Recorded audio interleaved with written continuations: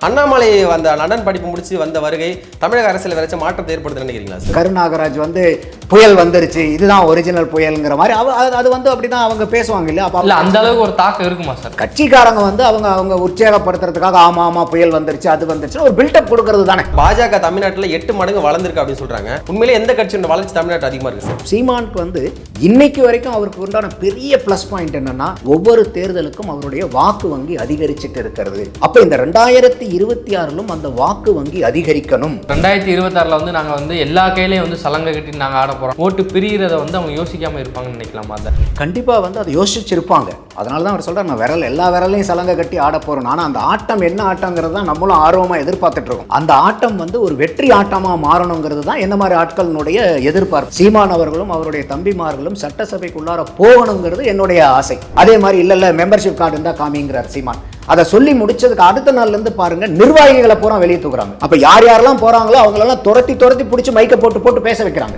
விஜய்க்கு சீமான் எதிரியா இல்ல சீமானுக்கு விஜய் எதிரியா? உங்க 2 பேருக்கு எதிரி திமுகவையும் பாஜகவும் கடுமையான எதிர்த்துட்டு இருக்காரு. அப்படி இருக்கும்போது இப்ப அவர் மேல காவி சாயம் பூசுறாங்க சார். இது முழுக்க ஜூனியர் விகடன் செய்த அதீதமான ஒரு வன்மத்தினுடைய உச்சம். இது எந்த வார்த்தையில் அதை விவரிக்கிறதுன்னு தெரியல. இது வந்து ஒரு கண்டிக்கத்தக்க விஷயம்.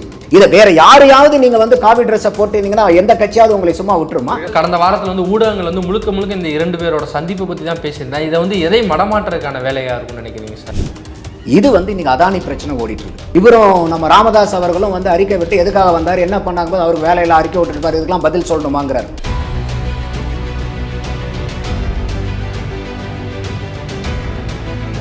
சாட்டை நேயர்களுக்கு வணக்கம். இன்றைய நேர்காணலில் நம்மோடு இணைந்திருப்பவர் அரசியல் விமர்சகர் திரு நந்தகுமார் அவர்கள். வணக்கம் சார். வணக்கம் விக்ரம். வணக்கம் ராஜேந்திரன். அட்டகாசமா இருக்கேன். நீங்க எப்படி இருக்கீங்க? நல்லா இருக்கும் சார். இப்போ பாஜகவுடைய மாநில தலைவர் அண்ணாமலை அவர்கள் லண்டனில் போய் படிப்பு முடிச்சு தாயகம் திரும்பியிருக்காங்க. அவங்களுடைய ஆதரவாளர் எல்லாருமே வந்து ஒரு புயல் இப்போ தான் வந்துருச்சு, அடுத்த புயல் இப்போ தான் வந்துகிட்டே இருக்குன்னு சொன்னாங்க. இப்போ ஆல்ரெடி வந்துட்டாங்க. வந்து செய்தியாளர் சந்திப்புலாம் நடத்தி முடிச்சிருக்காங்க. அண்ணாமலை வந்த லண்டன் படிப்பு முடிச்சு வந்த வருகை தமிழக அரசியல் வரைச்ச மாற்றத்தை ஏற்படுத்த நினைக்கிறீங்களா சார்? இது அண்ணாமலைக்கு ஒரு மாற்றத்தை ஏற்படுத்துகிறதா தான் அவர் பார்க்குறாரு. என்ன காரணம்னு கேட்டிங்கன்னா, யார் ஒருத்தருக்குமே வந்து ஷார்ப்பனிங் த ஆக்ஸ்ன்னு சொல்லுவோம். அதாவது அந்த நம்ம ஸ்கூலில் படிக்கும் போதெல்லாம் வந்து இந்த மரம் வெட்டுற கோடாலியும் மரம் வெட்டியும்னு ஒரு கதை படிச்சிருக்கும். அந்த வகையில் பார்க்கும்போது இது தனிப்பட்ட முறையில் அண்ணாமலை அவர்களுக்கு இது ஒரு பெரிய ஒரு ஷார்ப்பனிங் த ஆக்ஸ் தான். என்ன காரணம்னு கேட்டிங்கனாக்கா, ஒரு தேசிய கட்சியில் அதுவும் தமிழ்நாடு மாதிரி அவங்களுக்கு ரொம்ப இக்கட்டான இருக்கக்கூடிய மாநிலத்தில் துரிதமாக வளர்த்தணுங்கிறதுக்காக தான் அண்ணாமலையை போட்டு, அண்ணாமலை வந்ததுக்கப்புறம் அவங்க எதிர்பார்த்ததை விடவே வேலைப்பாடுகளும் நல்லா நடக்குது. கட்சியும் வந்து வளர்ச்சி அதிகமாக வருது. 2024 முடிஞ்சதில் வந்து 18% கூட்டணி வாங்குறாங்க.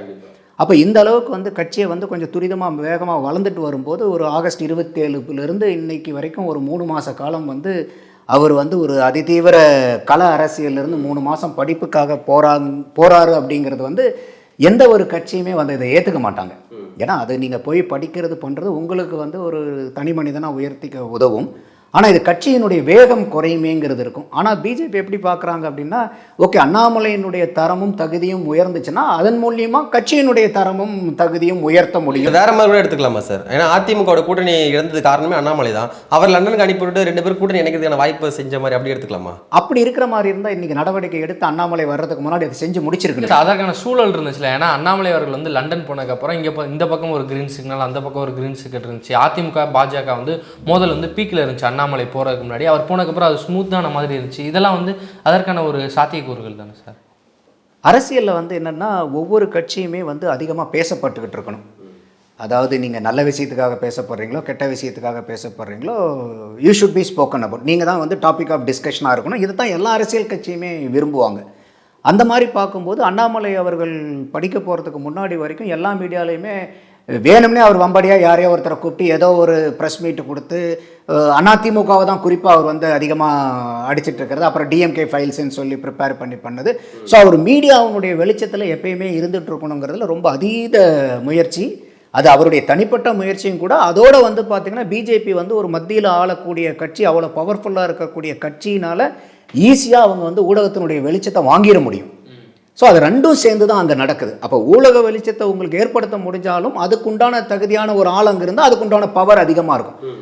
அப்போ அந்த மாதிரி காரணத்துக்காக தான் இன்றைக்கி அண்ணாமலை அவர்கள் அக்ரெசிவான பாலிடிக்ஸ்குள்ளார வராரு. அந்த ஒரு அக்ரெசிவ்னஸ் வந்து இந்த 3 மாதம் வந்து கம்மியாயிருச்சு. அதனால தான் வந்து பார்த்தீங்கன்னாக்கா இன்றைக்கி இவர் இல்லாத நேரத்தில் திருமாவளவன் அவர்கள் வந்து தொடர்ந்து ரொம்ப நாள் வந்து அந்த ட்ரெண்டிங்கில் வந்து இருந்தார். ஒன்று வந்து அந்த கள்ளக்குறிச்சி கள்ளச்சாராய சாவுக்கு அப்புறம் மது ஒழிப்பு மாநாடுங்கிற பேரில் திமுகவையே கூப்பிட்டு பக்கத்தில் உட்கார வச்சு ஒரு மது ஒழிப்பு பண்ணார்.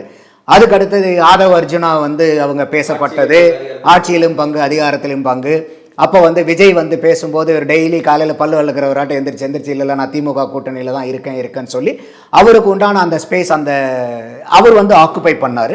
அப்புறம் சமீபமாக இப்போ பார்த்தீங்கன்னா சீமான் அவர்கள் வந்து கடந்த ஒரு வாரமாக வந்து ரஜினியை சந்தித்து பார்த்ததில் வந்து அவருக்கு எல்லா பக்கமும் மீடியாவில் இருந்து அவருக்கு ஒரு வெளிச்சங்கள். அப்போ இந்த மாதிரி வந்து எல்லா இடத்துலையுமே வந்து அதை பார்க்குறவங்க இப்போ இன்றைக்கி கூட ஏர்போர்ட்டில் வந்து அவர் என்ன சொல்கிறார், கருநாகராஜ் வந்து புயல் வந்துருச்சு, இதுதான் ஒரிஜினல் புயலுங்கிற மாதிரி அது வந்து அப்படி தான் அவங்க பேசுவாங்க இல்லையா? அப்போ இல்லை அந்த அளவுக்கு ஒரு தாக்கம் இருக்குமா சார் தமிழக அரசியலில்? அவங்க அது நம்ம நடவடிக்கை இவர் என்ன போயிட்டு அவர் படிச்சுட்டு வந்திருக்காரு என்னென்னா அவர் வந்து இப்போ ஒரு சர்வதேச அரசியல், அப்போ வந்து உலகத்தில் இருக்கக்கூடிய அரசியல்கள், அதோட அவங்களுக்கு அங்கே போய் வந்து வெளிநாட்டில் ஒரு பல்கலைக்கழகத்தில் படிக்கும்போது பல்வேறுபட்ட கலாச்சாரம் அரசியல் சம்பந்தப்பட்ட மக்களோட பழகிறதுக்கு வாய்ப்பு இருக்கும். அவங்களோடலாம் ஒரு எக்ஸ்போஷர் இருந்திருக்கும், எக்ஸ்சேஞ்ச் ஆஃப் ஐடியாஸ் இருந்திருக்கும். அப்போ அதையெல்லாம் வந்து இந்த இடத்துல எப்படி இதெல்லாம் வந்து கொண்டு வர போகிறாருங்கிறது அவருடைய நடவடிக்கையில் இருந்து தான் நம்ம தெரிஞ்சுக்க முடியும். இதெல்லாம் வந்து அவர் கொஞ்சம் வித்தியாசமாக பண்ணுறாருன்னு. இல்லை பழைய மாதிரியே தான் இருந்துச்சுனாலும் இது வந்து எதுவும் புதுசாக கொண்டு வரல அப்படிங்கிறது நம்ம புரிஞ்சுக்கலாம். அவங்க கட்சிக்காரங்க வந்து அவங்க உற்சாகப்படுத்துறதுக்காக ஆமாம் புயல் வந்துருச்சு அது வந்துருச்சுன்னு ஒரு பில்டப் கொடுக்கறது தானே. அப்போ எந்த ஒரு கட்சி தலைவர் வரும்போதும் கூடுகிற ஆளுங்க ஒரு பில்டப் கொடுத்தா அந்த தொண்டர்கள் கொஞ்சம் உற்சாகப்படுத்துறது தானே. அப்போ அந்த ஒரு தொண்டர்களுக்கு எப்பயுமே வந்து ஒரு உற்சாகப்படுத்த வேண்டியது மேலே இருக்கக்கூடிய ஆட்களினுடைய கடமையாக பார்க்குறேன். அது மாதிரி வந்து இது வந்து ஒரு மோட்டிவேஷனல் டாக் தானே ஒழிய இவர் வந்து உடனே பெங்காலை விட இவர் பவர்ஃபுல்லான ஒரு புயல் மாதிரி இவர் அடிக்க போகிறாரா இல்லை அப்படிங்கிறதுலாம் நம்ம அவருடைய அரசியல் நடவடிக்கைகள் எப்படி இருக்குங்கிறத வச்சு தான் நம்ம பார்க்கணும். செய்தியாளர் சந்திப்பில் அவர் என்ன சொல்றாருன்னா, பாஜக தமிழ்நாட்டில் 8 மடங்கு வளர்ந்துருக்கு அப்படின்னு சொல்றாங்க. நாம் தமிழ் அதே மாதிரி ஏறக்குறைய 1லேருந்து 8.2 வரையும் 8 மடங்கு அவங்க வளர்ந்துருக்காங்க. இப்போ 2021 நாம் தமிழ் கட்சி 3ஆவது இடத்துல இருந்தாங்க, பாஜக 4ல் இருந்தாங்க. இப்போ 2024 நாம் தமிழர் 4க்கு போயிட்டு பாஜக 3க்கு வந்திருக்காங்க. இப்படியே போனால் 3வது இடத்துல 2024 எந்த கட்சி பிடிக்கும்? உண்மையிலே எந்த கட்சியோட வளர்ச்சி தமிழ்நாட்டு அதிகமாக இருக்குது சார்? அவர் 8 மடங்கு அதிகம் அப்படிங்கிறது எந்த அடிப்படையில் சொல்கிறாருன்னு தெரியல. அவர் வந்து ஆரம்ப காலத்தில் ஒரு வருஷத்தை தொட்டு ஒவ்வொரு 5 ஆண்டுகளும் நீங்கள் பார்க்கும்போது இன்றைக்கி இருக்கிறது வந்து நாங்கள் 8 மடங்கு வளர்ந்துருக்கோம். இதுக்கு நம்பர் வந்து இப்போ என்னால் சொல்ல முடியாது. அது மேலே எல்லாம் பார்த்து ஃபைனலைஸ் பண்ணதுக்கப்புறம் அந்த நம்பர் எவ்வளோ அப்படிங்கிறது இது வந்து அவர் மெம்பர்ஷிப்பை பற்றி பேசுகிறார். அந்த மெம்பர்ஷிப்பை பார்ட்டி ஓட் கவுண்ட்டை பற்றி பேசலாம். அந்த ஓட் கவுண்டிங்கில் பார்க்கும்போது இந்த 2024 ஒரு அபரிதமான வளர்ச்சி தான் பிஜேபிக்கு. ஏன்னா அவங்க 2021 வந்து 2.6% தான் இருக்காங்க. 2024 18% வந்து கூட்டணியில் எடுக்கிறாங்க. தனிப்பட்ட கட்சியாக வந்து 11.33% எடுத்து நீங்கள் சொன்ன மாதிரி தமிழகத்தில் 3வது பெரிய கட்சியாக வராங்க. நாம் தமிழர் வந்து 3லேருந்து 4க்கு போகுது. அப்போ இதெல்லாம் வந்து அந்த கட்சிக்கு வந்து அவங்க வந்து வளர்ச்சியாக பார்க்குறாங்க. அதோடு அவர் என்ன சொல்கிறார் இந்த பேட்டியிலே, 2026 வந்து ரொம்ப ரொம்ப முக்கியமான தேர்தல் களம் அப்படிங்கிறார். அப்போ அந்த முக்கியமான தேர்தல் களம்ங்கிறது வந்து என்ன பார்க்குறோன்னா, இது எல்லா பார்ட்டிக்குமே வந்து எவ்வளோ வாக்கு எடுக்க போகிறாங்க, என்ன பண்ண போகிறாங்கங்கிறது தான் எல்லாருமே நம்மளை மாதிரி ஆட்கள் முதல் கொண்டு ரொம்ப உற்று நோக்கி இருக்கோம். என்ன காரணம்னு கேட்டிங்கன்னா, இன்றைக்கி தேர்தலுங்கிறது வந்து ஒரு வெறும் கூட்டணி மட்டும் சார்ந்த தேர்தலாக மாறி போச்சுப்போம். இது வந்து ஏற்றுக்கிறதுக்கு உண்டான வாய்ப்பு இல்லைனாலும் கலை யதார்த்தம் அப்படி தான் இருக்குது. நமக்கு வந்து பார்த்திங்கன்னா இந்த கொள்கை சார்ந்த கூட்டணி சார்ந்தெல்லாம் வந்து இருக்கிறது இடத்துல இன்றைக்கி கொள்கை முரண்பாடுகள் இருந்தாலும் கூட்டணிங்கிறது வர ஆரம்பிச்சிருச்சு. அப்போ நம்ம கூட இன்றைக்கி வந்து சீமான்கிட்ட வந்து நம்ம ஒரு வேண்டுகோளாக அவர்கிட்ட வந்து ஒரு அப்பீலாக நம்ம வைக்கிறது என்னென்னா, வெறும் நீங்கள் வந்து சித்தாந்தத்தை மட்டுமே பேசிகிட்டு இருக்காதீங்க, கொள்கையை மட்டுமே பேசிகிட்டு இருக்காதீங்க, யுக்திங்கிறது ரொம்ப முக்கியம், ஸ்ட்ராட்டஜி இஸ் வெரி இம்பார்ட்டன்ட். அப்போ அந்த ஸ்ட்ராட்டஜியை வந்து நீங்கள் கரெக்டாக எடுத்துகிட்டு போனீங்கன்னாக்கா உங்களுக்கு நீங்கள் உங்கள் இடத்த வந்து தக்க வச்சுக்க முடியும், இன்னும் நீங்கள் வளர முடியும். ஏன்னா 2020 சீமானுக்கு வந்து இன்னைக்கு வரைக்கும் அவருக்கு உண்டான பெரிய ப்ளஸ் பாயிண்ட் என்னென்னா, ஒவ்வொரு தேர்தலுக்கும் அவருடைய வாக்கு வங்கி அதிகரிச்சுட்டு இருக்கிறது. அப்போ இந்த 2026லும் அந்த வாக்கு வங்கி அதிகரிக்கணும். அப்படி அதிகரிச்சதுன்னா அது வந்து சீமானுக்கு ஒரு பெரிய சூப்பர் ஸ்டார் ரேஞ்ச் கொடுத்துரும். அவரே சொல்கிறார் இல்லை மீட்டிங்கில், அரசியல் நான் சூப்பர் ஸ்டார் அப்படின்னு சொல்கிறார். அப்போ அவர் எப்போ வந்து அரசியலில் சூப்பர் ஸ்டார் அப்படிங்கிறது வந்து உறுதியாகும்னா, இவர் இந்த களத்தில் வந்து போன தடவை தேர்தலில் வந்து 2024 திமுகவினுடைய ஆன்டி இன்கம்பன்சி ஓட்டு 4ஆக பிரியுது. சீமானுக்கு ஒரு பக்கம், அதிமுகவுக்கு ஒரு பக்கம், பிஜேபிக்கு ஒரு பக்கம், இந்த மாதிரி 3ஆக பிரியுது. இப்போ வந்து விஜயும் வேற உள்ளார வர்றார். அப்போ இந்த விஜய் வரும்போது 3ஆக பிரிஞ்சது வந்து இன்றைக்கி 4ஆக பிரியும். அப்போ இந்த 4ஆக பிரியும் போது அந்த திமுகவினுடைய ஆன்டி இன்கம்பன்சி ஓட்டை யார் வந்து அதிகமாக ஸ்வீகரிக்கிறாங்க அப்படிங்கிறது தான் மக்கள் வந்து இந்த கட்சி மேலே தான் நம்பிக்கை வச்சுருக்காங்க இந்த மாதிரி இருக்கக்கூடிய ஆட்சியை கவிழ்த்துட்டு வேற ஒருத்தர் வரணும்னா எந்த கட்சி அதிகமாக எடுக்குதோ அவங்களுக்கு வந்து இது. அப்போ இந்த இடத்துல யுக்தி ரொம்ப முக்கியம். ஆனால் எனக்கு என்னன்னா இப்போ வந்து சீமான் அவர்கள் வந்து தனிச்சே போட்டி போடணும்னு நினைக்கிறார். அவர் அப்படி தான் ஆரம்பத்துலேருந்தே பண்ணுறாரு, இப்போ மட்டும் இல்லை. ஆனால் ஒரு பழமொழி இருக்குது, what got you here won't get you there. அப்போ இது வரைக்கும் உங்களுக்கு கொண்டு வந்ததுக்கு எது உதவுச்சோ நீங்கள் இன்னும் உங்கள் இலக்கை அடையிறதுக்கு அதே உங்களுக்கு பத்தாது, இன்னும் கூடுதலாக நீங்கள் வித்தியாசமான முயற்சிகளை செய்யணும், ஸ்ட்ராட்டஜிஸ் அடாப்ட் பண்ணணுங்கிறது தான் என்ன அதை சொல்ல வருது. அப்போ இன்னைக்கு வந்து சீமான் அவர்களுக்கு நான் என்ன சொன்னேன், ப்ளஸ் பாயிண்ட்டே இந்த ஓட்டு வங்கி ஏறிக்கிட்டு இருக்கிறது. அப்போ நீங்கள் தனியாக நிற்கும்போது ஏதாவது ஒரு காரணங்கள்னால சீமானுக்கு இந்த 8.2% வாக்கு சதவீதம் குறைஞ்சிருச்சு அப்படின்னா அது சீமானுக்கு வந்து ஒரு சர்க்கிளை ஏற்படுத்திடும். இல்லை சார், 2026 வந்து நாங்கள் வந்து எல்லா கையிலையும் வந்து சலங்கை கட்டி நாங்கள் ஆட போகிறோம், நாங்கள் வந்து புது வகையான ஸ்ட்ராட்டஜி வச்சுருக்கோம், நாங்கள் வந்து எங்களுடைய ஆட்டத்தையும் நீங்கள் 2026 தான் முழுமையாக பார்க்க போகிறோம் அப்படின்னு சொல்லி சீமான் அவர்கள் சொல்கிறாரு. நாம் தமிழ் கட்சி சேர்ந்தவர்களும் அதான் சொல்கிறாங்க, நாங்கள் வந்து எல்லாம் பிளான் பண்ணிட்டோம், நாங்கள் நிறைய பயணங்கள் வச்சுருக்கோம், திட்டங்கள் வச்சுருக்கும் போது அவங்க வந்து இப்போ இந்த இதை வந்து அவங்க யோசிக்காமல் இருப்பாங்களா, நம்ம வந்து இந்த மாதிரி 4 முனையாக வந்து ஓட்டு பிரிகிறத வந்து அவங்க யோசிக்காமல் இருப்பாங்கன்னு நினைக்கலாமா? அதை கண்டிப்பாக வந்து அதை யோசிச்சிருப்பாங்க. அதனால தான் அவர் சொல்கிறார், நான் எல்லா விரலையும் சலங்கை கட்டி ஆட போகிறோம். ஆனால் அந்த ஆட்டம் என்ன ஆட்டங்கிறது தான் நம்மளும் ஆர்வமாக எதிர்பார்த்துட்ருக்கோம். அந்த ஆட்டம் வந்து ஒரு வெற்றி ஆட்டமாக மாறணுங்கிறது தான் என்ன மாதிரி ஆட்களினுடைய எதிர்பார்ப்பு. என்ன காரணம்னா இன்னைக்கு சீமான் மாதிரி ஆட்களினுடைய குரல் வந்து சட்டமன்றத்தில் ஓங்கி ஒலிக்கணும், சீமான் அவர்களும் அவருடைய தம்பிமார்களும் சட்டசபைக்குள்ளார போகணுங்கிறது என்னுடைய ஆசை. எந்த இடத்துலையாவது, ஏன்னா இப்போ ஸ்ட்ராட்டஜிங்கிறது வந்து வின்னிங் ஸ்ட்ராட்டஜியாக இருக்கணும். இப்போ உதாரணத்துக்கு இன்றைக்கி வந்து சில பேர் அவருக்கு அறிவுரை சொல்கிறீங்களே என்ன சொல்கிறாங்கன்னா, நான் என்னுடைய கருத்து தவறாக கூட இருக்கலாம். இப்போ வந்து இன்றைக்கி ஒரு விஜய் அவர்கள் வரும்போது விஜய் எதிர்த்து அடிக்க உங்களுக்கு ஓட்டு அதிகமாக வருங்கிற ஒரு ஸ்ட்ராட்டஜி எடுக்கிறாங்க. ஒருத்தர் சொல்கிறாங்க, அதை வந்து சீமான் அடாப்ட் பண்ணுறாரு. அது எந்த அளவுக்கு பலன் கொடுக்குங்கிறதுல எனக்கு ஒரு சந்தேகம் இருக்குது. இல்லை சார், விஜயை வந்து சீமான் விமர்சிச்சா சீமான் 2 ஓட்டு வராமல் போய் நீங்கள் எதிர்பார்க்குறீங்களா, அப்படின்னு நினைக்கிறீங்களா? வாய்ப்புகள் அதுக்கு ஜாஸ்தின்னு நினைக்கிறேன் நான். என்ன காரணம் அப்படின்னு கேட்டிங்கனாக்கா, இன்றைக்கி 2024 தேர்தலில் வந்து விஜய் அவர்கள் நிற்கல. அப்போ இந்த பெருவாரியான இளைஞர்கள் ஓட்டு வந்து இன்றைக்கி விஜயனுடைய ஃபேன் ஃபாலோயிங் பூரா யார்? இளைஞர்கள் தான். அப்போ அதீதமான இளைஞர் இன்றைக்கி வந்து பார்த்திங்கனாக்கா, இது வரைக்கும் தமிழக சினிமாவில் யாருக்கு வந்து அதிக ரசிகர்கள் பட்டாளம் இருந்துச்சுங்கிறது வந்து ரஜினி ஒருத்தர் இருந்தார். இன்றைக்கி வந்து ரஜினியும் ஒரு மில்லிமீட்டர் நாச்சுக்கு அதிகமாக கடந்து போகக்கூடிய அளவுக்கு இன்றைக்கி விஜய் இருக்கார். அதுக்கு குறைவுன்னு சொல்ல முடியாது, அது நம்ம யதார்த்தமான உண்மையை ஒத்துக்கிட்டு தான் ஆகணும். அப்போ அந்த மாதிரி இருக்கக்கூடிய ஆட்கள் எல்லாமே எங்கேயோ ஒன்று தான் ஓட்டு போட்டிருப்பாங்க இது வரைக்கும். அப்போ அந்த ரசிகர்கள் எல்லாமே வந்து பார்த்தீங்கன்னாக்கா 100க்கு 100 அப்படியே விஜய் கிட்ட போயிடுவாங்கன்னு நான் சொல்ல வரல. அட்லீஸ்ட் 100க்கு 80 to 90% ரசிகர்களுடைய வாக்கு விஜய்க்கு டிரான்ஸ்ஃபர் ஆகிறதுக்கு அதிகமான, அதுதான் அந்த ரசிகர்கள் பட்டாளத்தினுடைய பலம். அப்போ அந்த மாதிரி இருக்கும்போது நீங்கள் இன்னைக்கு வந்து சீமான் அவர்கள் வந்து ஓட்டு வந்து 2019 24 கம்பேர் பண்ணிங்கன்னா ஒரு 16 லட்சத்திலிருந்து 36 லட்சம் வரைக்கும் ஓட்டு வந்திருக்குதுங்க, அதிகமாக இருக்குது. ஆனால் இதே 21 எடுத்திங்கன்னா 31 லட்சம் ஓட்டு 21 வாங்குறார், 36 ஒரு 5 லட்சம் ஓட்டு தான் கூட வாங்குறார். அப்போ அந்த ஜம்புங்கிறது வந்து 21 19 24 பார்க்கும்போது டபுள் மடங்கு. ஆனால் 21 24 பார்க்கும்போது அந்த 36 லட்சம் ஓட்டில் 5 லட்சம். இது வந்து நாடாளுமன்றத்தில் 2க்கான வித்தியாசம் புரியுது எனக்கு, அது வித்தியாசம் கண்டிப்பாக இருக்கும். ஆனாலும் இந்த வந்து ஒரு சட்டமன்ற தேர்தலுக்கு வேற, பாராளுமன்ற தேர்தலுக்கு வேறங்கிறது மற்ற கட்சிகளுக்கு ஏற்புடைய வாதமாக இருக்கலாம். ஆனால் சீமானை பொறுத்த வரைக்கும் இன்னைக்கு மற்ற கட்சிகளை பிடிக்காதவர்களுடைய வாக்கும் தமிழ் தேசியத்தை முழுமையாக ஏற்றுக்கிட்டு தமிழ் தேசியத்தான் முக்கியம் அப்படிங்கிறவங்களுடைய வாக்கும் தான் இதுக்கு வந்து ஜாஸ்தியாக இருக்கும். அடுத்தது வந்து அவரே அந்த இப்போ சொன்னார், அந்த மைக்கு எல்லாம் சின்னம் கிடைச்சதுக்கப்புறம் விஜய் அவர்கள் கூட அந்த பாட்டு எல்லாம் வரும்போது எங்களுக்கு தான் ஆதரிக்கிறாங்கன்னு சொல்லிட்டுலாம் நாம் தமிழர் கட்சியினுடைய தொண்டர்களெல்லாம் பேசி விஜய் எங்களுக்கு தான் ஆதரவுங்கிறதெல்லாம் அப்பட்டமாக பேசுனதை பார்க்க முடிஞ்சுது.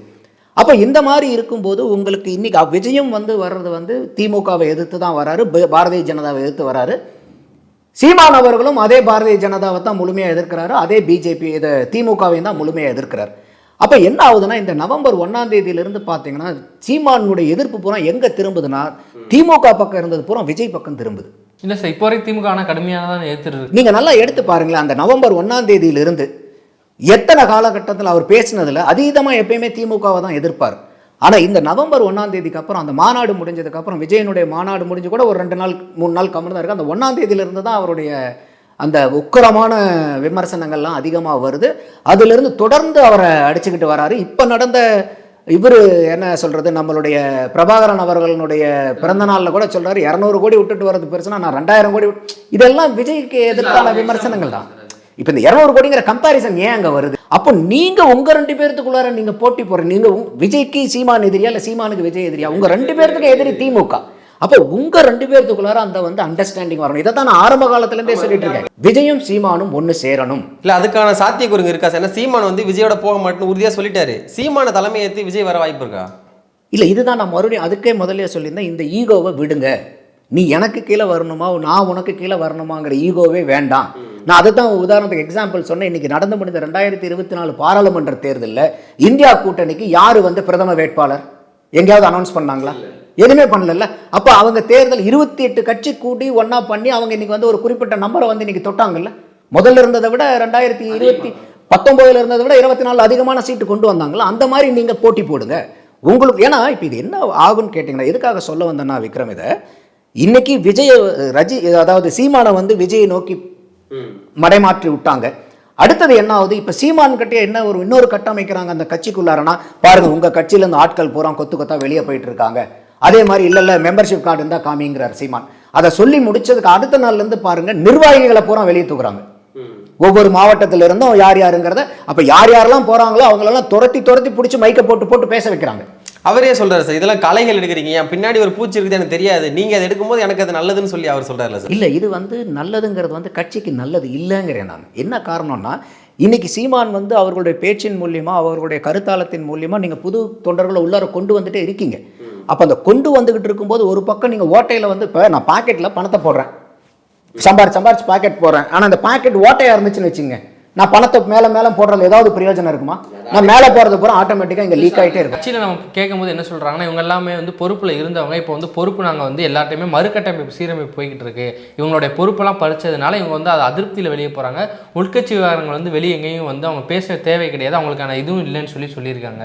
இல்லை அது சீமான் சொல்லுவார். இப்போ இதை வந்து என்னன்னா, இது வந்து இன்னைக்கு உங்க கட்சியை உடைக்கிறதுல யாருக்கு அதீதமான பிரியம் இருக்குன்னு நினைக்கிறீங்க? அப்போ அந்த மாதிரி எதிரியை நீங்கள் விட்டுட்டு இன்னொருத்தர் நீங்கள் எதிரியாக நீங்கள் நினச்சி களமாடும் போது உங்களுடைய, நான் அதை தான் சொல்ல வரேன், உங்களுடைய நோக்கத்தையும் உங்களுடைய ஃபோக்கஸையும் டீவியேட் பண்ணி வேற ஒரு பக்கம் மடைமாற்றி விட்டுட்டு உங்களே அடிக்கிறாங்க. இதுக்கு நீங்க ஆளாயிடாதீங்க. இது ஒரு பக்கம் இருந்தாலும் கூட இது வரைக்கும் 1, 4, 6, 8ன்னு சொல்லி சீமான் தனித்து தான் போட்டிட்டு இருக்காரு. திமுகவும் பாஜகவும் கடுமையான எதிர்த்துட்டு இருக்காரு. அப்படி இருக்கும்போது இப்போ அவர் மேல காவி சாயம் பூசுறாங்க சார். இது முழுக்க ஜூனியர் விகடன் செய்த அதீதமான ஒரு வன்மத்தினுடைய உச்சம் இது. இன்னைக்கு வந்து ஒரு விகடம் வந்து ஒரு பத்திரிகை வந்து ஒரு நடுநிலைமையான பத்திரிகைங்கிறது நிறைய பேர் பேசிக்கிட்டு இருந்த காலகட்டத்தில் இன்னைக்கு வந்து சீமானுக்கு வந்து ஒரு காவி ட்ரோஸ் போட்டது வந்து வன்மத்தினுடைய உச்சம். இது வந்து இது எனக்கு ஒரு எந்த வார்த்தையில் அதை விவரிக்கிறதுன்னு தெரியல. இது வந்து ஒரு கண்டிக்கத்தக்க விஷயம். சரி, அப்படியே நீங்க சீமானுடைய போட்டோவை காவியில் போட்டீங்களே, ரஜினியுடைய போட்டோவை எந்த ட்ரெஸ்ல போட்டிருந்தீங்க? அப்ப என்ன, நீங்க ரஜினியை பார்த்தனால இவர் சங்கி ஆயிட்டாரு, இவர் வந்து காவிமயம் ஆயிட்டாருன்னா அப்ப ரஜினியும் காவிமயமா இருக்கணும்ல? இல்ல, இது வந்து சீமானே சொல்றாருல, ஏன்டா நீங்க வந்து திமுக கட்சியில ஒவ்வொருத்தரையும் கூப்பிட்டு நீங்க என்னென்னலாம் நடக்குதுன்னு சொல்றீங்க, அப்ப அவங்களெல்லாம் நீங்க வந்து காவி உடையில போறதுக்கு தைரியம் இருக்கா ஜூனியர் விகடனுக்கு? இன்னொன்னு, அந்த ஜூனியர் விகடனை எடுத்து பார்த்தீங்கன்னா 64 பக்கம், முதல் பக்கத்திலிருந்து கடைசி பக்கத்து வரைக்கும், அதுல 30 பக்கம் வந்து பாத்தீங்கன்னாக்க உதயநிதியினுடைய பிறந்த நாளுக்கு அவங்களுடைய கட்சியினுடைய மந்திரிமார்கள், எம்எல்ஏக்கள், மாவட்ட நிர்வாகிகள் எல்லாம் விளம்பரம் கொடுத்தது. இன்னும் சொல்ல போகணும்னா அந்த இதழ் வந்து உதயநிதியினுடைய பிறந்த நாள் வாழ்த்து ஸ்பெஷல் எடிஷன் அது. அப்போ அந்த மாதிரி நீங்க வந்து ஒரு பர்த்டே ஸ்பெஷல் எடிஷனை போட்டுட்டு நீங்க சீமானுடைய காவி ட்ரெஸ்ஸை முன்னாடி போறீங்கன்னா இது வன்மத்தினுடைய உச்சம்னு சொல்லாம வேற என்ன சொல்றீங்க? இதை வேற யாரையாவது நீங்க வந்து காவி ட்ரெஸ்ஸை போட்டீங்கன்னா எந்த கட்சியாவது உங்களை சும்மா விட்டுருமா? அப்ப நீங்க சீமானை வந்து என்ன வேணா நீங்க பண்ணிக்கலாங்கிற ஒரு அர்த்தமா அது? அப்ப இதெல்லாம் நம்ம வன்மையா கண்டிக்கிறோம். நமக்கும் சீமான் மேல விமர்சனம் இருக்கு. ரஜினியை பார்த்துட்டு வந்ததுக்கு அப்புறம் அவர் கொடுத்த பேட்டியில எனக்கும் விமர்சனங்கள் இருக்கு. அப்ப அதுக்காக வந்து இவர் வந்து உடனே பிஜேபிக்கு போயிட்டாரு, சங்கி ஆயிட்டாரு, காவியை போட்டாருனாக்கா இது பெரிய அயோக்கியத்தனமான ஒரு வாதம் இல்லையா? இது தொடர்ந்து கடந்த வாரத்தில் வந்து ஊடகங்கள் வந்து முழுக்க இந்த 2 பேரோட சந்திப்பை பத்தி தான் பேசியிருந்தேன். இதை வந்து எதை மடமாற்றுறதுக்கான வேலையா இருக்கும்னு நினைக்கிறீங்க சார்? இது வந்து இன்னைக்கு அதானி பிரச்சனை ஓடிட்டு இருக்கு. இன்னைக்கு வந்து அமெரிக்காவில் அதானி வந்து இந்தியாவில் இருக்கக்கூடிய 5 மாநிலங்கள், அந்த ஒரு மாநிலம் வந்து தமிழ்நாடு டான்ஜெட்கோக்கு வந்து அவங்க வந்து சோலார் எனர்ஜி கார்பரேஷன் ஆஃப் இந்தியாவில் இருந்து தான் இவங்க எலக்ட்ரிசிட்டியை வந்து வாங்கணும். ஒவ்வொரு மாநிலமும் ஒரு குறிப்பிட்ட யூனிட் வந்து சோலார்னுடைய எனர்ஜி வாங்கணுங்கிறது ஒரு கண்டிஷனாக வச்சு பண்ணிட்டு இருக்காங்க. அதில் ஏற்கனவே ஒரு 3000 யூனிட் வாங்கிட்டு இருக்கோம். அடிஷ்னலாக வந்து ஒரு 500 மெகாவாட் வந்து 3000 மெகாவாட் வாங்குறோம். இன்னொரு 500 மெகாவாட் வாங்கும்போது அது சார்பாகவும் வந்து இங்கே வந்து அதானியும் இங்கே வந்து இருக்கக்கூடிய இப்போ முதல்வர் ஸ்டாலின் ஐயா அவர்களை வந்து சந்திச்சுட்டு போனதாகவும் ஒரு பேச்சு இருக்குது. அதுக்கு தான் வந்து இவரும் நம்ம ராமதாஸ் அவர்களும் வந்து அறிக்கை விட்டு எதுக்காக வந்தார், என்ன பண்ணாங்க போது அவருக்கு வேலையில் அறிக்கை விட்டுருப்பார், இதுக்கெல்லாம் பதில் சொல்லணுமாங்கிறார். அப்போ இதெல்லாம் விவாதிக்கப்பட வேண்டிய விஷயம். இன்னைக்கு வந்து உங்களுக்கு தமிழ்நாடு டான்ஜெட்கோ யார் கையில் இருக்குது? டான்ஜெட்கோங்கிறது யாரு? தமிழ்நாட்டினுடைய அரசாங்க டிபார்ட்மெண்ட். அதுல அதுக்கு கெட்ட பேர் வந்தா உங்களுக்கும் கெட்ட பேர், எனக்கும் கெட்ட பேர். ஆனா அந்த டிபார்ட்மெண்ட் நேரடியா யாரு கண்காணிக்கிறாங்க? யாருடைய அரசாட்சி? இப்போ திமுகவினுடைய கவர்மெண்ட். அந்த கவர்மெண்ட்டுக்கு ஹெட் ஆஃப் த கவர்மெண்ட் யாரு? ஸ்டாலின் அவர்கள். அப்ப இந்த மாதிரி ஒரு விமர்சனத்தை வந்து அவர் எப்படி வந்து அவருக்கு வேலை இல்லையான்னு போயிடலாம். அப்ப வேற என்ன வாங்க டீ சாப்பிடலான்னு கூப்பிட்டாரா? இல்லை சினிமா பார்த்தீங்களா, கதை எப்படி இருக்குது, காமெடி எப்படி இருக்குது, இந்த மீம்ஸ் வந்துச்சு இதெல்லாம் பார்த்தீங்களா, அப்படியா கேட்டார்? அப்போ ஒரு கட்சியில் இருக்கக்கூடிய கட்சி ஒரு தலைவர் இந்த மாதிரி ஒரு மக்கள் பிரச்சனையை ஒரு கவர்மெண்ட்னுடைய டிபார்ட்மெண்ட் ஒரு வந்து இங்கே லஞ்சம் கொடுத்தாருங்கிறது அமெரிக்காவில் கேஸ் ஃபைல் பண்ணி அதானிக்கு பிடிவாரண்ட் பண்ணியிருக்கும் போது அவங்க டாக்குமெண்ட் டேட்டா எவிடன்ஸ் இல்லாமல் பண்ணிட முடியுமா? அப்போ இதெல்லாம் வந்து இது சாதாரண குற்றச்சாட்டா? அப்போ இதுக்கெல்லாம் அவர் என்னமோ கேட்டுங்கிறது இப்படியா வந்து பதில் சொல்லுவாங்க? அப்போ இதையெல்லாம் ஒரு மடைமாற்றத்துக்கு இது வந்து இப்போ நீங்கள் அதுக்கு தகுந்த மாதிரி ஒரு சீமானும் போயிட்டு தேவையில்லாத பார்த்துட்டு வந்ததுக்கப்புறம் இது கொடுத்தாரு. அப்போ இதெல்லாம் வந்து பார்த்தீங்கன்னா ஓகே, நமக்கு இதை மடைமாற்றத்துக்கு நமக்கு ஏதாவது ஒன்று வேணுங்கும் போது இதை எடுத்து விடுங்க. அப்போ அதை வந்து நம்ம சப்சைட் பண்ணிடலாம், மடைமாற்றம் வரலாம். அப்போ இதில் தான் நான் என்ன சொல்கிறேன்னா, சீமான் வந்து ரொம்ப தெளிவாக இருக்கணும், கவனமாக இருக்கணும். நான் எனக்கு ஒரே ஒரு கேள்வி தான். இப்போ நீங்கள் வந்து சீமான் அவர்கள் வந்து இன்னைக்கு ரஜினியை போய் சந்திக்கிறார். ரஜினிக்கு சீமானை தெரியுமா? தெரியும். சீமானுக்கு ரஜினியை தெரியுமா? அப்படி இருக்கிற இடத்துல ரவீந்திரன் துரைசாமிக்கு அங்கே என்ன வேலை? நீங்களும் நானும் இன்னைக்கு ரஜினியை போய் பார்க்கணும்னா நமக்கு தெரியாது, யாரோ ஒருத்தர் ரெக்கமெண்டேஷனை பிடிச்சி போகலாம். அப்போ நீங்கள் ரவீந்திரன் துரைசாமியை வச்சுக்கிட்டு ரஜினியை சீமான ரஜினியும் சந்திக்க வேண்டிய கட்டாயம் என்ன? அவர் போனதே தப்புன்னு சொல்றீங்க சார்? கண்டிப்பா தப்பு. அப்போ அதனால தான் அவரும் இன்னைக்கு எல்லா இடத்துலையும் பேட்டி கொடுத்துட்டு இருக்காருல்ல. இல்லை, அவர் பேட்டி வந்து ஆனால் வந்து சீமானை வந்து ஒரு வீழ்ச்சிக்கு கொண்டு போகிற மாதிரி தான் இருக்குது. ஏன்னா சீமானும் வந்து பிஜேபி சேர்ற மாதிரி தான் அவர் பேசிட்டு இருக்காரு. அதைத்தாங்க நான் சொல்ல வரேன். அப்போ நீங்கள் வந்து இவ்வளவு நாள் வந்து அவர் என்ன ஒரு பக்கம் பார்த்தீங்கன்னா விஜய் வந்து கொடூரமாக இருக்கிறார், அவர் விஜய்க்கு 0%ங்கிறார். நான் கேட்குறது, இன்னைக்கு விஜய் வந்து இன்னைக்கு வரைக்கும் தேர்தலில் நின்று அவருக்கு ஓட்டு ப்ரூவ் ஆகாதுங்கிறனால அவருக்கு 0%? இதை யாராவது எடுத்துக்க முடியுமா இந்த வாதத்தை? இன்னைக்கு எனக்கு ரவீந்திரன் துரைசாமி அவர்கள் மேலே எனக்கு மதிப்பு மரியாதை உண்டு. பட் இது வந்து நம்ம ஒரு கான்டெக்ஸ்டுவலா பேசுறோம். அப்போ விஜய்க்கு வந்து 0%, விஜய் ஒண்ணுமே இல்லை, விஜய் அடிக்க சீமானுடைய வாக்கு வங்கி அதிகரிக்குங்கிறது நான் அதை தான் என்ன பார்க்குறேன். அப்போ ரவீந்திரன் துரைசாமி அவர்களுடைய வார்த்தையை கேட்டுட்டு அந்த ஸ்ட்ராட்டஜி இவர் அடாப்ட் பண்றாரோ? அப்ப அப்படி இருக்கிற மாதிரி இருந்துச்சுன்னா இன்னைக்கு ரவீந்திரன் துரைசாமி வந்து வெளியே வந்து இவங்க ரெண்டு பேர்த்தையும் இப்படி பேச வச்சிருந்தா கூட ரவீந்திரன் துரைசாமி அவர்கள் இதை பற்றி எந்த இடத்துலையும் பேட்டி கொடுக்காம இருந்திருக்கணும். அப்போ அவர் கொடுக்கறது புரியுமா என்ன? RSS மேல வந்து சீமானுக்கு வந்து ஒரு சாஃப்ட் கார்னர் வந்திருக்கிறது வந்து நான் பார்க்குறேன். ரஜினி தரப்புல இருந்து அவரை வரவேற்கப்பட்டிருக்கலாம். அப்போ ரஜினி இப்போ சீமானே கேட்கலாம்ல? இல்லை சார், இப்போ நீங்கள் ரெண்டு பேரும் தனியாக பேசுறீங்கன்னா மூணாவது ஆள் அங்கே எதுக்குன்னு கேட்குறேன் நான். இப்போ அதனால தான் கேட்டேன், சீமானுக்கு வந்து ரஜினியை தெரியாதா? இல்லை இவங்க ரெண்டு பேரும் பேசிக்கக்கூடிய மொழி வந்து ரஜினி மொழி சீமானுக்கு புரியாதா? சீமான் மொழி ரஜினி, இவர் என்ன டிரான்ஸ்லேட்டரா? அப்போ என்னுடைய கேள்வி என்னன்னா, ரவீந்திரன் துரைசாமி அந்த இடத்துல தேவைப்படக்கூடிய காரணம் என்னங்கிறது தான் எனக்கு விவாதமாக வருது. அப்போ அந்த இடத்துல அவர் இல்லாமல் இருந்து இவர் பேசிட்டு வந்திருந்தாருன்னா இந்த பிரச்சனையே இருந்திருக்காது. அப்போ அவர் ஒரு பக்கம் போய் வந்து அவர் என்ன சொல்றாரு ரவீந்திரன் துரைசாமி, இல்ல இவருக்கு வந்து பாத்தீங்கன்னா RSS மேல வந்து சாஃப்ட் கார்னர் வருதுன்னு இவர் ரவீந்திரன் கூட இருக்கிறவரே சொல்றாருன்னு வச்சுக்கீங்களேன். அவர் ரவீந்திரன் துரைசாமி அவருடைய ஐடியாலஜி வந்து சீமான் மீது வந்து கட்டமைக்கிறார் அப்படிங்கிறத நாம் தமிழை சேர்ந்தவரோட விமர்சனமாகவும். சரி, அப்போ உங்களை ஒழிக்கிறதுக்காக தான் அவர் பண்றாருன்னு சொல்றீங்க, அதுதானே? நீங்க டைரக்டா ஒரு பிளண்டான மீனிங் என்னன்னா, சீமானுடைய பாப்புலாரிட்டியும் சீமானுடைய வாக்கு வங்கியும் குறைக்கிறதுக்காக ரவீந்திரன் துரைசாமி இப்படி பண்றாரு நீங்க சொல்றீங்க. ரவீந்திரன் துரைசாமி தான் சீமானோட வாக்கு வங்கி உயரும் சொல்றேன். 2024 உயரும் அவர் சொல்றாரு. நான் சொல்றது உயரும் சொல்றது வேற, உயர்த்துறது வேற, கணிக்கிறது வேற. அதுக்குண்டான வேலை யார் பாக்குறாங்கிறது முக்கியம். அதை தான் சொல்ல வரேன். அப்போ நீங்க வந்து ஒருத்தர் போய், நான் அதை தான் திருப்பி சொல்றேன், நீங்க உங்களோட இருந்தவரோட நீங்க போய் பாக்குறீங்க. அப்ப அவர் வந்து உங்களுக்கு ஏதுவாக இருக்கணும். அப்போ உங்களுடைய கருத்துக்கு உங்களுக்கு கெட்ட பேர் வர மாதிரி அவருடைய வார்த்தைகள் இருந்துச்சுன்னா அது யாருக்கு சேதாரம் ஏற்படுத்தும்? சீமானுக்கு தானே சேதாரம் ஏற்படுத்தும். அப்போ இதுல வந்து கண்ணும் கருத்துமா சீமான் இருக்க வேண்டாமா? அப்போ எந்த இடத்துலையுமே நான் சொல்றதுன்னா எல்லாருமே ஸ்ட்ராட்டஜிஸ். இப்போ நான் ஒன்று சொல்லுவேன், அவர் ஒன்று சொல்லுவார், இன்னொருத்தர் பல பேர் பல ஸ்ட்ராட்டஜிஸ் சொல்லுவாங்க. ஆனால் யார் என்ன ஸ்ட்ராட்டஜி சொன்னாலும் அதை சீர்தூக்கி பார்த்து இது நமக்கு ஒத்து வருமா ஒத்து வராதா, நம்மளுடைய பயணத்துக்கு இது சூட் ஆகுமா ஆகாதாங்கிறத சீமான் அவர்கள் சீர்தூக்கி பார்க்கணும். அப்போ இன்னைக்கு பிரச்சனையே நீங்கள் என்ன சொல்றீங்க, என் கூட இருந்தவர்னால தான் பிரச்சனைங்கிறீங்க. அப்பேற்பட்டவரை ஏன் நீங்க வந்து வச்சுக்கிட்டு நீங்க அந்த சந்திப்பை நடத்துனீங்கிறதா என்னுடைய கேள்வியா வைக்கிறேன். இறுதியான கேள்வி சார், 2026 தேர்தல்னு ஒரு 1.5 ஆண்டு கால கூட கிடையாது. அப்படி இருக்கும்போது திமுகவுடைய அந்த மக்கள் மத்தியில் வரவேற்பெல்லாம் குறைஞ்சிச்சுன்னு ஒரு பக்கம் சொல்லப்படுது. 4 முனை போட்டியா இருக்குமா 5 முனை போட்டியா இருக்குமா? 2026 எந்த கட்சிக்கான வாய்ப்பு அதிகமாக இருக்கும் சார்? 2024 பொறுத்த வரைக்கும் திமுக வந்து ரொம்ப அதீத பலத்தில் இருக்கிற மாதிரி அவங்க நினச்சிட்டு இருக்காங்க மக்கள் பக்கத்தில். ஆனால் திமுகவே தெரியும் நம்ம பலத்தில் இல்லை பலகீனத்தில் தான் இருக்கணும். ஏன்னா அந்த வாக்கு சதவீதம் அதை தான் சொல்லுது. 2019 அவங்க 21 சீட்டில் நின்று, அதாவது 23 நிற்கிறாங்க. அதில் ஒரு சீட்டு வந்து கணேசமூர்த்தி, இன்னொரு சீட்டு வந்து ரவிக்குமார். அதை எடுத்துட்டிங்கன்னா 21 சீட்டில் வந்து 1,27,00,000 வாங்குறாங்க. இந்த தேர்தலில் வந்து பார்த்தீங்கன்னா 22 சீட்டில் வந்து உங்களுக்கு 23 சீட்டில் 1,17,00,000. அப்போ இது ரெண்டு பக்கமும் நீங்கள் கூட்டி கழிச்சு நீங்கள் எப்படி போட்டிங்கனாலும் ஒரு 11% 12% வரைக்கும் திமுகவுக்கு 2019 வாங்கினதை விட இப்போ குறைஞ்சிருக்கு. அப்போ அதிகமான சேதாரம் அவங்களுக்கு இருக்குது. ஆனால் இந்த சேதாரம் வெளியே தெரியாத அளவுக்கு அந்த வெற்றி வந்து மூடி மறைச்சிருக்கு. 39 நாங்கள் ஜெயிச்சிட்டோன்னு. அதே மாதிரி அதிமுகவும் வந்து பலகீனத்தில் தான் இருக்காங்க. அந்த தேர்தல் முடிஞ்சதுலேருந்து இன்னைக்கு வரைக்குமே 2001க்கு அப்புறம் ஆகட்டும், இல்லை 2024க்கு அப்புறம் ஆகட்டும், எந்த இடத்துலையும் அவங்க வந்து கட்சியை வந்து வலுப்படுத்துறதுக்காக பரவாயில்லப்பா அதிமுக நேற்று இருந்ததை விட இன்னைக்கு சூப்பர் ஆகிட்டோங்கிற மாதிரி எந்த ஒரு நடவடிக்கையுமே இல்லை. அப்போ இன்னைக்கு 2026 விஜயும் தனியாக நின்னாங்கன்னா, நான் அதனால தான் திருப்பி சொல்கிறேன், சீமானும் விஜயும் போட்டி போட்டுக்கிட்டு தனித்தனியாக நின்னாங்கன்னா இது ஆன்டி இன்கம்பன்சி ஓட்டு எல்லாமே வந்து இன்னைக்கு போன தடவை 3ஆ பிரிஞ்சது, இப்போ 4ஆ பிரிய போகுது. அப்போ இது யாருக்கு லாபம்? அப்ப இதுக்கு சீமானும் விஜயும் யார் ஜெயிக்கிறதுக்கு உதவுறாங்கன்னு நம்ம பாக்குறது. நான் திருப்பி சொல்லிட்டு இருக்கிறது என்னன்னா, விஜயும் சீமானும் ஒன்னு சேரணும், அவங்க கூட்டணி வைக்கிறதுக்கு அதுக்கு ஏதாவது ஒரு முன்னேற்பாடு எடுக்கப்படணும். ஏன்னா உங்களுடைய பொது எதிரி திமுக. அப்ப இன்னைக்கும் வந்து அவங்க வந்து திராவிடத்துல ரெண்டு கண்ணுல வந்து திராவிடமும் தமிழ் தேசியம்ங்கிறாரு, இவர் ரெண்டுக்கும் தமிழ் தேசியம்ங்கிறாரு. அட்லீஸ்ட் உங்களுக்கு வந்து அந்த இடத்துல ஒரு கண்ணு தமிழ் தேசியத்துக்கு இருக்கு.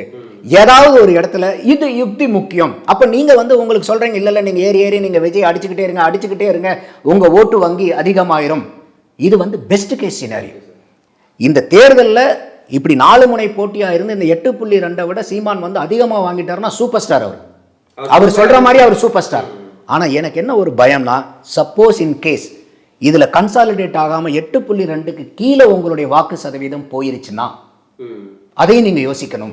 அப்ப அது வந்து உங்களுக்கு வந்து ஏன்னா இன்னைக்கு வரைக்கும் நான் சொல்ற மாதிரி இன்னைக்கு பெரிய பலமே சீமானுக்கு வளர்ந்துகிட்டே இருக்கிறோங்கிறது தான்.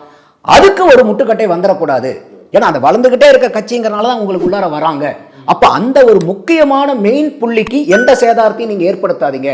அப்ப இன்னைக்கு நீங்களும் விஜயும் ஒன்னா சேர்ற பட்சத்துல முழுக்க தமிழ் தேசியம் தான் விஜயும் சொல்றாருன்னா அவர் கட்சி ஆரம்பிச்சிருக்க வேண்டியதிலே நாம் தமிழர் சீமான் கட்சியில வந்து சேர்ந்திருக்கலாமே.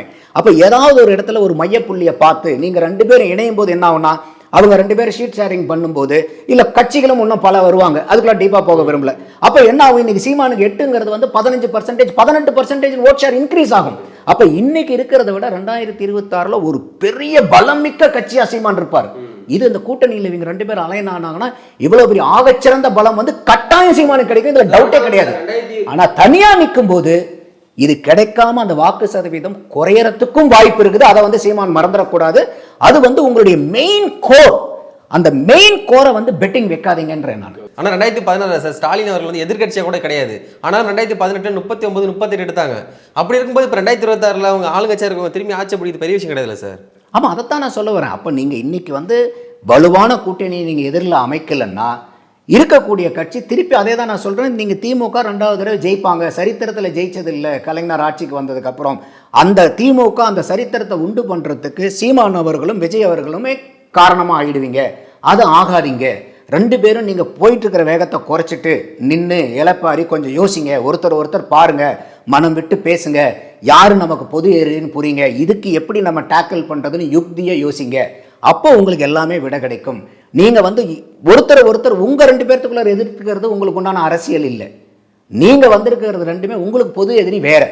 அப்போ அந்த பொது எதிரியை எப்படி வீழ்த்துறதுங்கிறதுல தான் உங்களுடைய வியூகங்கள் இருக்கணுமே ஒழிய உன்னை நான் எப்படி வீழ்த்துறேன், நீ எப்படி வீழ்த்துறேன்னா இதில் யார் வீழ்ந்தாலும் உங்களுக்கு வந்து பிரச்சனை தான்.